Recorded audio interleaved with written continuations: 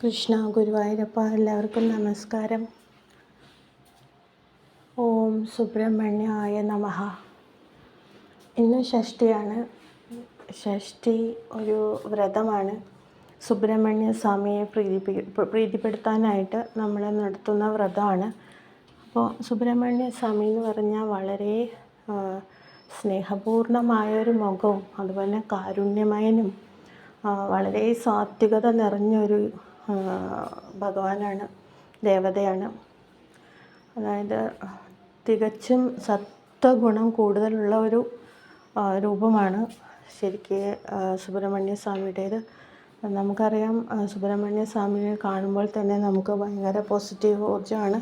ഒരു കുട്ടിയുടെ മുഖവും അങ്ങനെയൊക്കെയായി നമുക്ക് വളരെ ഒരു പോസിറ്റീവായിട്ടുള്ള ഒരു അറ്റ്മോസ്ഫിയറാണ് നമുക്ക് സുബ്രഹ്മണ്യ സ്വാമിയുടെ ഒരു മുഖത്തുനിന്ന് തന്നെ നമുക്ക് ഫീൽ ചെയ്യുന്നത്. അപ്പോൾ സുബ്രഹ്മണ്യ വ്രതം ആയ ഷഷ്ഠി, കറുത്ത വാവ് അത് കഴിഞ്ഞിട്ട് വരുന്ന, അതായത് എല്ലാ മാസവും അമാവാസി കഴിഞ്ഞ് വരുന്ന ഷഷ്ഠിയാണ് നമ്മൾ ആചരിക്കാറുള്ളത്. അല്ലെങ്കിൽ വർഷത്തിലൊരിക്കൽ വരുന്ന സ്കന്ദഷഷ്ഠി 6 ദിവസം ആചരിക്കുകയും ചെയ്യാറുണ്ട്. അപ്പോൾ അല്ലെങ്കിൽ എല്ലാ മാസവും നമുക്ക് ആചരിക്കാം. മാസത്തിലൊരു ദിവസം കറുത്തവാവ് വരുന്ന 6ാമത്തെ ദിവസമായ ഷഷ്ഠി അത് ആചരിക്കാവുന്നതാണ്. ഇതെങ്ങനെയാണെന്ന് വെച്ചാൽ, ശൂരപത്മൻ എന്ന് പറഞ്ഞ ഉണ്ടായിരുന്നു. ആ അസുരനും സുബ്രഹ്മണ്യനും കൂടി യുദ്ധം ചെയ്ത സമയത്ത് പെട്ടെന്ന് അസുരൻ്റെ മായാശക്തിയാൽ അസുരനും അപ്രത്യക്ഷമായി, അതേസമയം സുബ്രഹ്മണ്യനും അപ്രത്യക്ഷമായി. അപ്പോൾ സുബ്രഹ്മണ്യനെ കാണുന്നതായപ്പോൾ ശ്രീപാർവതിയുടെ മകനാണല്ലോ സുബ്രഹ്മണ്യൻ.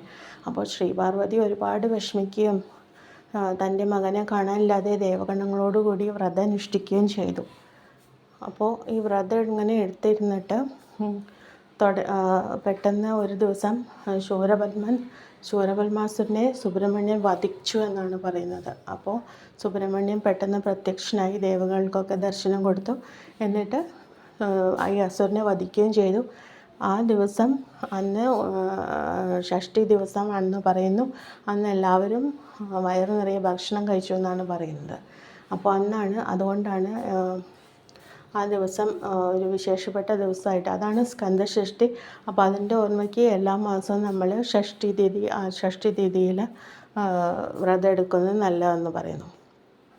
ശരിക്കും ഷഷ്ഠിയുടെ ഒരു വ്രതം തുടങ്ങേണ്ടത് തലേദിവസം തുടങ്ങിയാണ്. തലേദിവസം തന്നെ ഒരിക്കലാണ് ശരിക്കും കഴിക്കാൻ പാടുള്ളൂ എന്നാണ് പറയുന്നത്.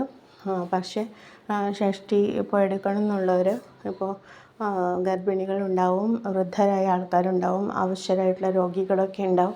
അവരൊക്കെ ഷഷ്ഠി എടുക്കണമെന്നുള്ളത് അവരവരുടെ ആരോഗ്യത്തിനനുസരിച്ചാണ് ചെയ്യേണ്ടത്.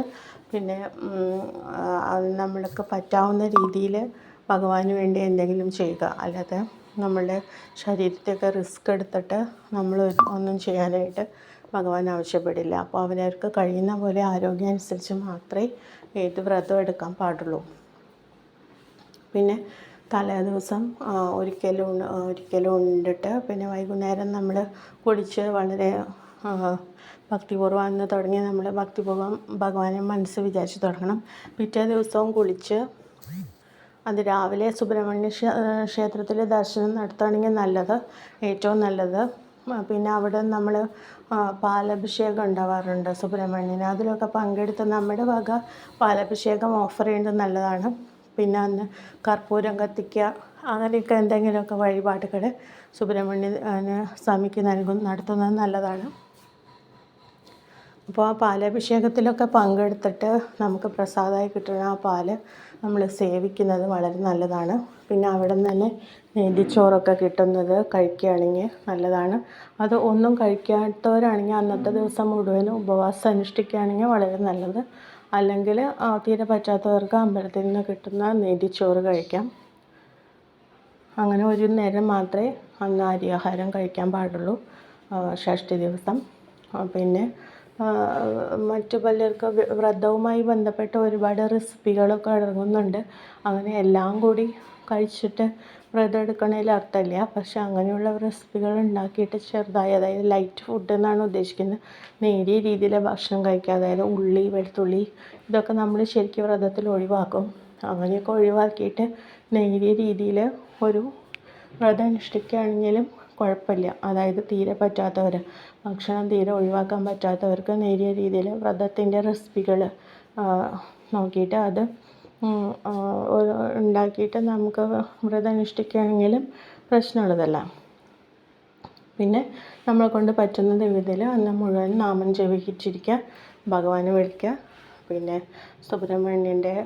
സുബ്രഹ്മണ്യ കവചം, കന്തഷ്ഠി കവചം എന്നിവയുള്ള നാമങ്ങളുണ്ട്, കീർത്തനങ്ങളുണ്ട്. അതൊക്കെ ചൊല്ലുക, നാമം ചൊല്ലിയിരിക്കുക. പിന്നെ അന്ന് വൈകുന്നേരം സൂര്യാസ്തമയത്തിന് ശേഷം, അല്ലെങ്കിൽ പിറ്റേ ദിവസം രാവിലെ, ഒന്നില്ലെങ്കിൽ സൂര്യാസ്തമയത്തിന് ശേഷം, അല്ലാന്നുണ്ടെങ്കിൽ ഏറ്റവും നല്ലത് പിറ്റേ ദിവസം രാവിലെ കുളിച്ചിട്ട് വ്രതം വീടാണ് നല്ലത്.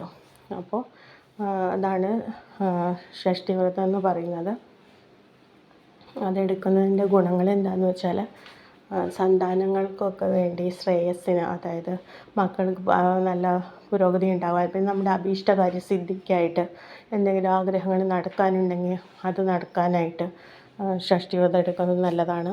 പിന്നെ നമ്മൾ സർപ്പദോഷങ്ങളുള്ളവരാണെങ്കിൽ, അതായത് നമുക്ക് ജാതകപ്രകാരമോ അല്ലെങ്കിൽ വേറെ രീതിയിൽ തറവാട്ട് പ്രകാരമൊക്കെ ആയിട്ട് നാഗങ്ങളുടെ ദോഷമുള്ള എന്തെങ്കിലും പറഞ്ഞു കേൾക്കുന്നുണ്ടെങ്കിൽ, അല്ലെങ്കിൽ നമ്മുടെ ഇപ്പോഴത്തെ സമയം കൊണ്ട് രാഹുവിൻ്റെ സമയമാണ്, അപ്പം മോശം സമയമാണ്, രാഹു ദശയാണ്. അപ്പോൾ രാഹു മോശ അവസ്ഥയിലാണ് നിൽക്കുന്നത്. രാശിചക്രത്തിൽ ഇങ്ങനെയുള്ളവർക്കൊക്കെ സുബ്രഹ്മണ്യ വ്രതം അനുഷ്ഠിക്കുന്നത് വളരെ നല്ലതാണ്. പിന്നെ ശരീരത്തിൽ എന്തെങ്കിലും അസുഖങ്ങൾ, അതായത് ത്വക്ക് രോഗ സംബന്ധമായ അസുഖങ്ങൾ, അങ്ങനെയുള്ള അസുഖങ്ങളുള്ളവർക്കും ത്വക്ക് രോഗ സംബന്ധമായ അസുഖങ്ങളുള്ളവർക്കും ഇതുപോലെയുള്ള സുബ്രഹ്മണ്യ ഭജന നല്ലതാണെന്ന് ഞാൻ വായിച്ചു കേട്ടിട്ടുണ്ട്.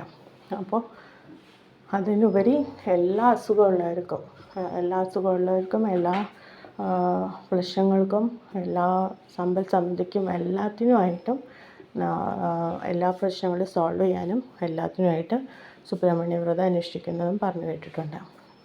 അപ്പോൾ എല്ലാവരും ഭഗവാനെ വിളിച്ച് നന്നായി വ്രതം എടുക്കുക. നല്ല ദിവസമാവട്ടെ, ആഗ്രഹങ്ങളൊക്കെ സാധിക്കട്ടെ, അസുഖങ്ങളൊക്കെ മാറിപ്പോകട്ടെ. അപ്പോൾ എല്ലാവർക്കും നന്ദി, നമസ്കാരം.